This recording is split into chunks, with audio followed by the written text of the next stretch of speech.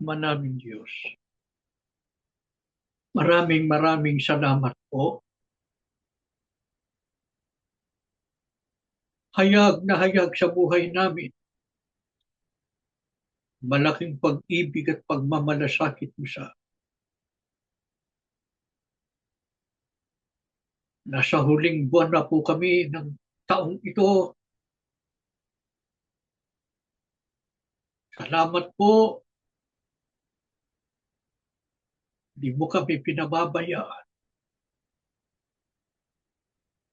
Damang-dama namin sa panahon ito ng malaking pagsubok ng pananampalataya. Ang iyong pagmamalasakit. Paano mo kami tinataguyod? Hindi lamang sa buhay na ito. At sa lahat, sa aming pakikipagbaka, alang-alang sa pananampalataya. Salamat, Ama. Maligalig man ang mundong ito. Niingatan mo kami. Nililigtas mo kami sa lahat ng uri ng kapahamakan. Hanggang ngayon ay narito kami. May buhay at may lakas. Sa kabila po ng matinding pagsubok, nagliliwanag na maningning sa aming puso ang mga aral mo.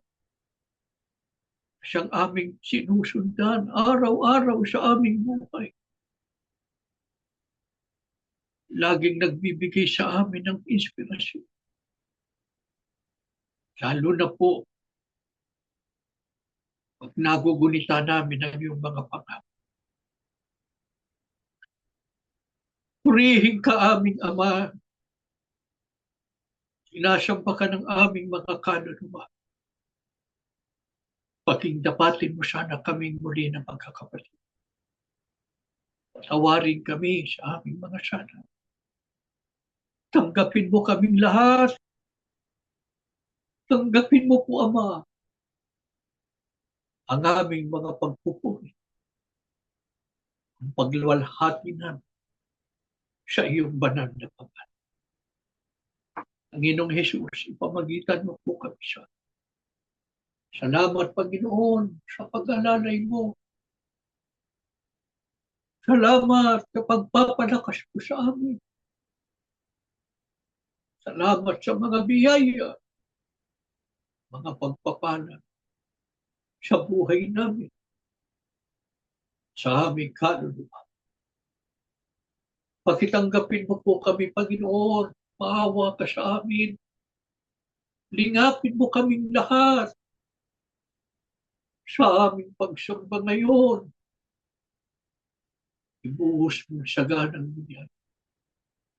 Kailangan ng aming mga kaluluwa. Amang banal,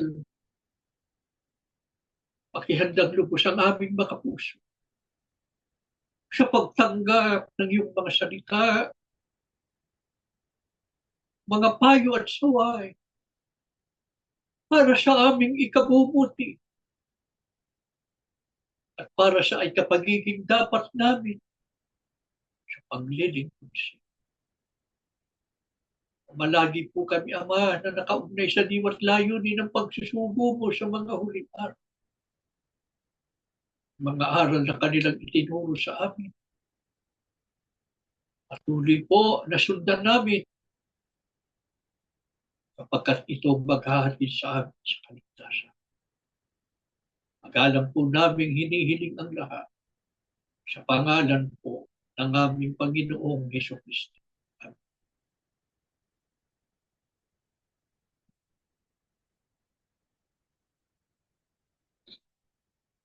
Mga mahal na kapatid,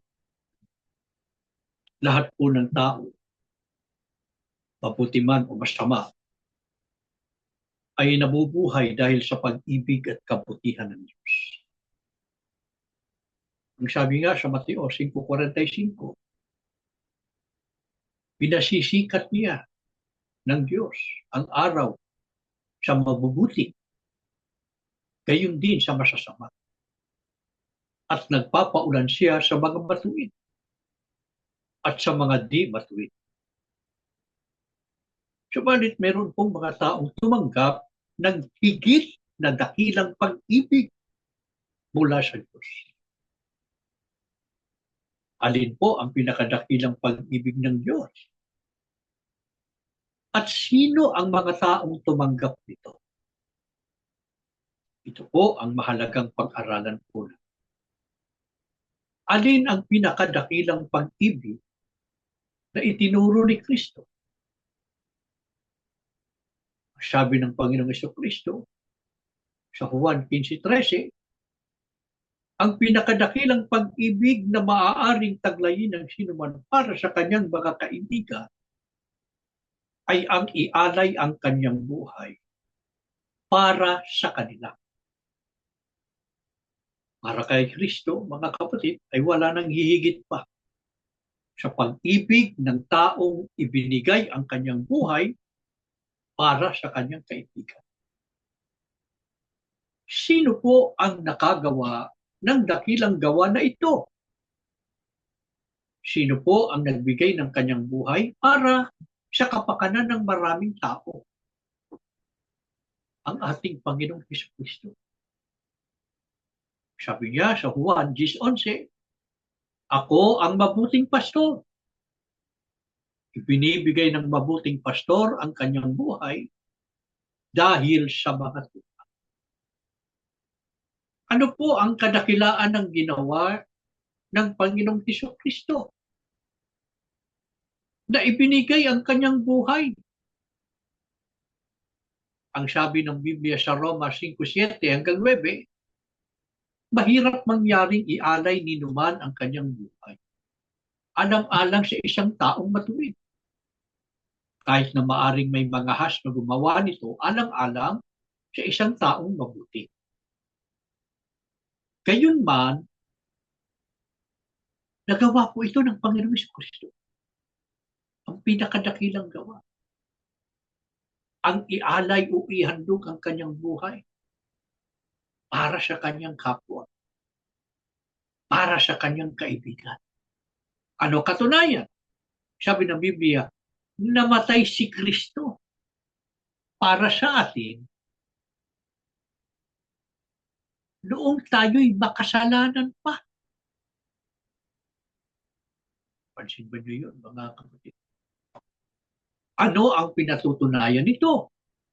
Ayon po sa Biblia, pinatunayan ng Diyos ang kanyang pag-ibig sa atin nang mamatay si Kristo para sa atin noong tayo'y makasalanan pa.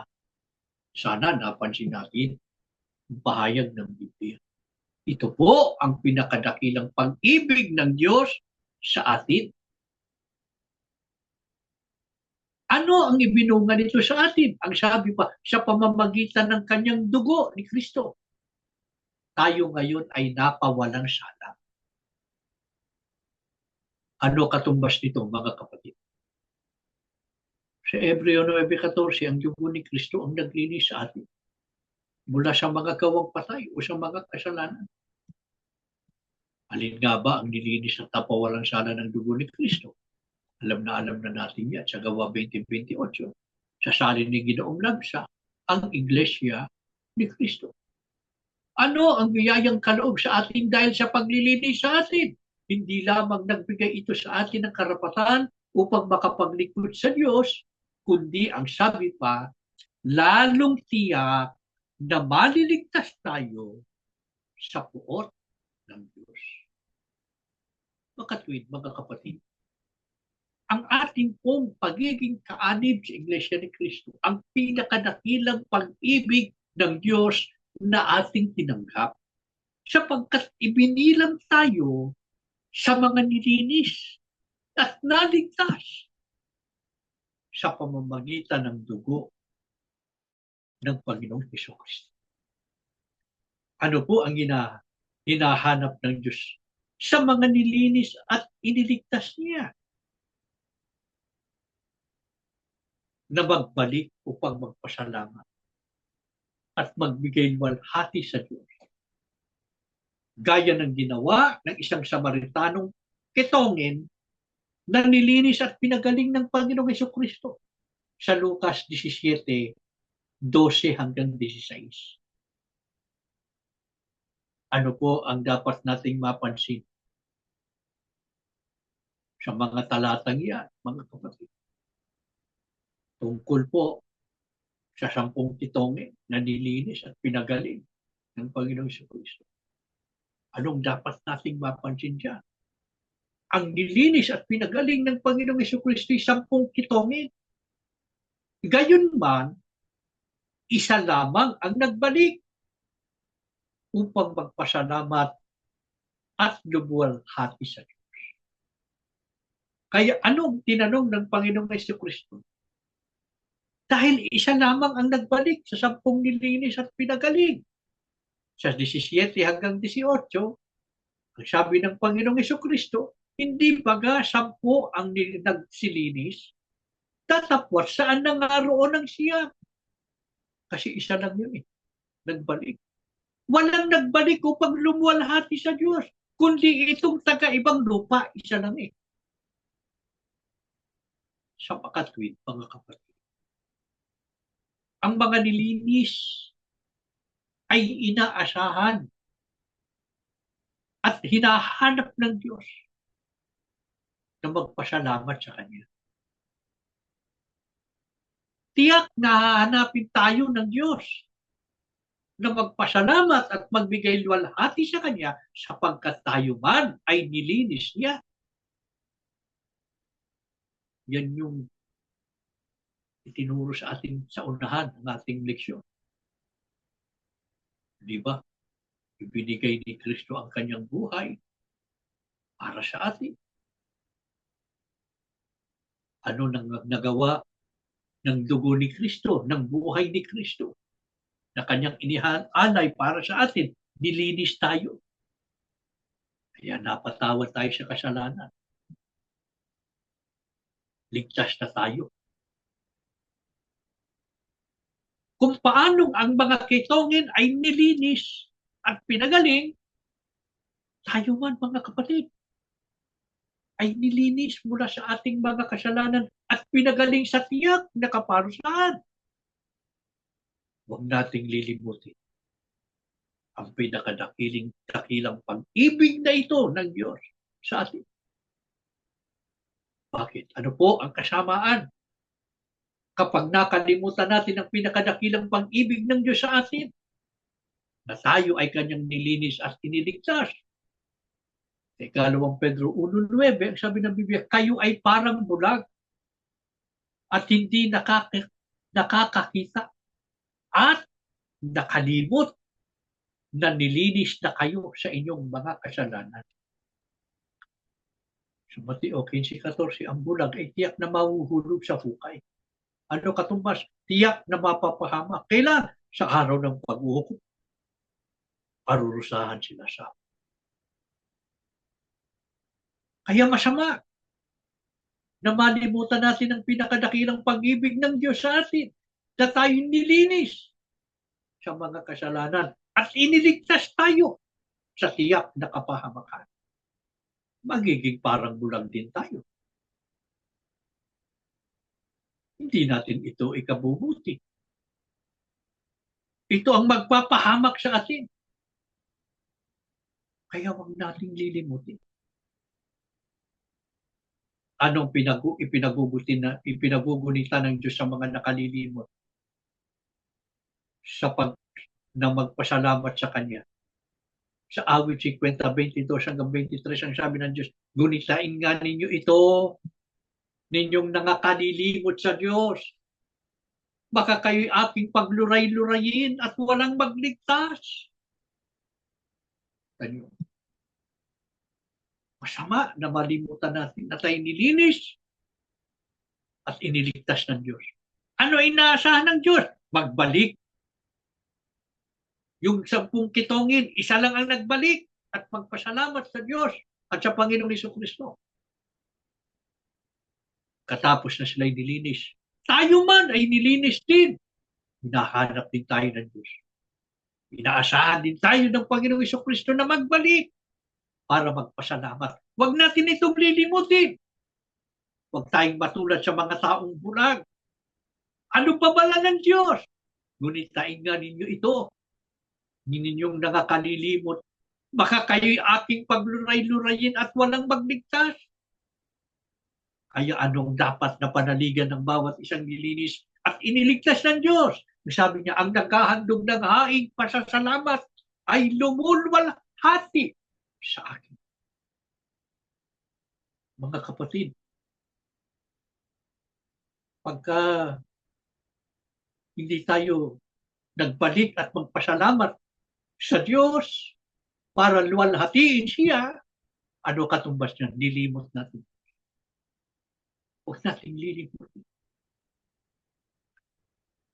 Ito ang dahilan kaya tayo tinawag ng Diyos sa iglesia upang magbigay luwalhati sa Kanya. Ang sabi ng Diyos, ang naghahandog ng haing pasasalamat ay lumuluwalhati siya. Ang totoo, mga kapatid, hindi lamang ang paglilinis at pagliligtas ng Diyos sa atin ang dapat nating ipagpasalamat. Opo, ito ang pinakadakilang pag-ibig ng Diyos sa atin. Subalit bukod dito ay marami pa tayong dapat ipagpasalamat sa Diyos. Pag-iingat ng Diyos sa atin araw-araw, kaya hindi tayo napapahamak. Pinagaling tayo ng Diyos sa ating mga karamdaman. Inalalayan niya tayo at pinalakas ang loob. Sa panahon ng pagsubok, damang-dama natin yan, mga kapatid. Sa panahong ito, ng matinding pagsubok ng pananampalataya. Ang mga biyayang tinatanggap natin araw-araw, kaya tayo nabubuhay. Hindi natin kayang bilangin ang mga gawang ginawa ng Diyos para sa atin. Hindi natin pwedeng tumbasan. Pero meron tayong magagawa para sa kapakanan ng ating paglilingkod sa Diyos. Huwag nating lilimutin na magbalik at magpasalamat sa Kanya. Ano pahayag ng isang lingkod ng Diyos na nagpapasalamat sa Kanya na ito rin ang dapat na maging pagkakilala at pananalig natin. Sa 2 Korinto 9:15, ang sabi niya, salamat sa Diyos dahil sa Kanyang kaloob na di masayo. Ano po ang ibig sabihin ng di masayo? Hindi masukat. Hindi maipaliwanag. Sa English ay unthinkable. Kayo mga kapatid, kaya niyo bang bilangin ang mga kabutihan ng Diyos? Masusukat ba ng inyong isip ang kasaganaan ng kabaitan ng Diyos? Wala tayong pwedeng gamiting salita upang ilarawan kung gaano kabuti ang Diyos. Kulang ang panahon upang isa-isahin natin ang di mabilang na mga gawa ng Diyos para sa ating ikabubuti. Kaya tama lamang na sabihin din natin ng buong pananalig, salamat sa Diyos dahil sa Kanyang kaloob na di masayo. Sa Disyembre 22, mga kapatid, ibabalik tayo upang sama-samang isagawa ang ating taon ng pagpapasalamat bago matapos ang taon. Wala sana sa atin ang makalimot sa napakahalagang okasyong yaon. Kaya itinuro sa atin ang leksyong ito para sariwain sa atin tayo'y nakalasap ng biyaya, pinakadakilang biyaya ng Diyos at pag-ibig niya sa atin nang tayo tawagin niya sa loob ng Iglesia ni Cristo, sapagkat sa pamamagitan ng ating pagka-Iglesia ni Cristo, nakabilang tayo sa mga nilinis at napasawat. Kaya patuloy nating nagagawa ang mga paglilingkod at pagsamba sa Diyos na Kanyang tinatangkap at nakalulwalhati sa Kanya. Huwag nating lilimutin magbalik tayo para luwalhati ang ating Panginoon. Sana mga kapatid, pagandaan natin ang araw na yun, katulad ng dati nating ginagawa. Lubos natin italaga ang ating mga sa panig ng mga magulang, ihanda natin ang ating pamilya para sa pagharap natin sa araw ng ating pagpapasalamat. Maihandog natin sa Diyos ang isang pagpapasalamat na karapat-dapat para sa kanyang kanwanan. Awa sana ang Ama na ibuhos niya sa araw na yaon ng ating pagpapasalamat sa kanang biyayang espiritual para sa ating kalalakas. Ngayon pa lang, hilingin natin sa Diyos. Madama niya sa atin. Pinagiging dapat niya tayo sa kanyang banal na harapan. Tumayo kayo mga kapatid at tayo po'y mananalangin. Manaming Diyos, salamat po ng marami sa inyo. Sa huling buwan ng taong ito, pinagugunita mo sa amin. Pinakadakilang biyayang kaloob mo sa amin. Tawag mo kami sa iyong iglesia. Nilinis mo kami, Ama, sa aming mga karumihan. Natawad mo kami sa aming mga sana. Binigyan mo kami ng karapatan sa paglilingkod at pagsamba sa iyo. Binigyan mo kami ng matibay na pag-asa sa kaligtasan. Salamat po. Pinagunita mo sa amin napakahalagang inaasahan mo sa amin na kami magbabalik para magpasalamat sa iyo at magbigay luwalhati. Maaga pa'y iginagayak mo kami para sa aming taon ng pagpapasalamat bago matapos ang taong ito. Salamat, Ama, sa ganito naming abang kalagayan. Patuloy mo kaming ipinagmamalasakit sa kapakanan ng aming mga kaluluwa.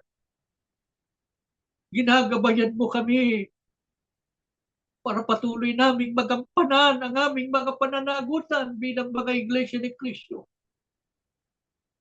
Sa kabila ng aming kalagayan kami mga itinakwil, patuloy naming naitataguyod ang mga paglilingkod sa iyo. Purihin ka aming Ama. Sinasamba ka ng aming mga puso. Maawa ka ngayon. Ihanda mong lubos ang aming mga sarili.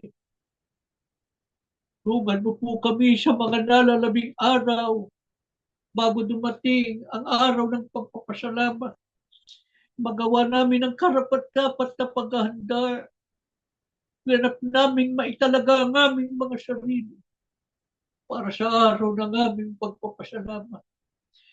Maisagawa namin ang isang katampatang pagsamba, ang karapat-dapat na pagpapasalamat para po sa iyong kalwalhatian. Panginoong Yesus, ipamagitan mo po kami sa Ama. Huwag mo kaming bibitiwan, Panginoon. Huwag mo kaming pababayaan. Maawa ka, Panginoon, sa araw ng aming pagpapasalamat. Dumuon ka sa aming kalagitnaan. Palpalain mo't palakasin ang bawat isa sa amin. Sa patuloy naming paglalakbay, huwag mo kaming iiwan, Panginoon. Mamalagi ang iyong pagliligtas sa amin, lalo na ng aming pananampalataya. Manatili po kaming matatag na nangahawa sa mga aral na itinuro ng Diyos.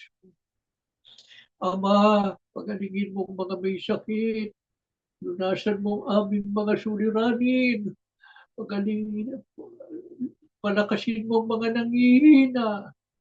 Aliwin mo pong mga nalulungkot. Taglawan mo ang aming mga puso. para wag kaming magkamali sa aming mga pagakbang, maging sa aming mga pagpapasya, lalo na po sa kapakanan ng aming mga paglilingkod sa iyo. Huwag mong pababayaan ang mga kapatid namin na patuloy na nagtatago dahil sa bigat ng pag-uusig. Lalo na po ang naiwang pamilya ng kapatid na Iranyo Banal. Huwag mo silang pababayaan. Ingatan mo silang lagi. At patuloy na ipagkaloob ang kanilang pangangailangan. Ang mga nasa bilangguan hanggang ngayon, maawa ka po. Palayain mo na sa ang aming mga kapatid. Makapiling na nilang muli ang kanilang mga mahal sa buhay. Ang kapatid na Tenny, maawa ka po. Saan man naroon ang aming kapatid? Lagi mo po siya ng alalahan. Kung nagkakasakit, pagagalingin mo po. Patuloy mong ipagkaloob ang buhay at lakas. Nananalig kaming lubos Ama. Pinakinggan mong aming mga panalangin. Pinasbasan mo kaming magkakapatid sa pangalan po ng aming Panginoong Hesus. Amen.